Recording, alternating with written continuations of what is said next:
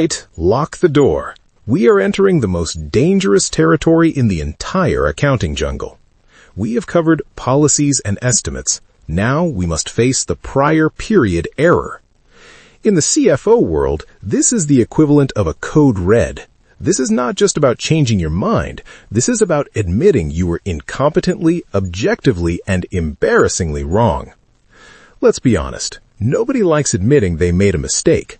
But in normal life, if you make a mistake, you just say, "My bad," and buy everyone a round of drinks. In accounting? Oh no. If you find a material error in last year's financial statements, you do not get to just fix it quietly in the current quarter. You have to perform a retrospective restatement. Do you know how humiliating that is? It's a public confession. You have to reissue your old financial statements with a big flag that says, "We messed up."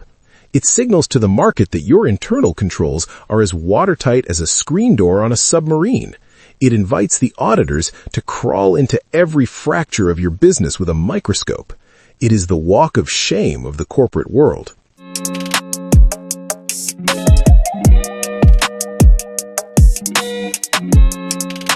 To understand a prior period error, imagine you have been happily married to your spouse, shareholder Sarah, for 10 years. You are cleaning out your attic and you find a marriage certificate from 15 years ago.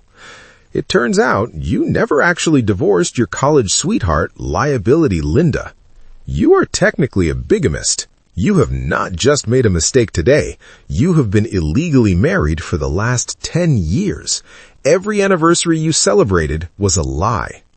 The estimate approach is that you quietly divorce Linda today and just don't tell Sarah. You fix it prospectively. The error approach, you have to go downstairs, sit Sarah down, and say, "Darling, remember our wedding photos? They are legally void. Remember our 5th anniversary? Fraud. I have to annul my marriage to Linda, then we have to retroactively re-sign our marriage papers as if we were married the whole time. You have to rewrite the history of your relationship. You cannot just fix the present. You have to scrub the past and confess that the reality you presented to the world, that you were a monogamous husband, was factually incorrect."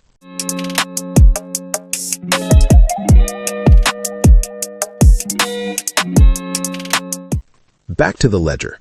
An error is different from an estimate. Estimate. I thought the asset would last 10 years, but I was wrong. This is okay. You couldn't predict the future. Error. I forgot to count the inventory in warehouse B. This is not okay. The information was available and you missed it.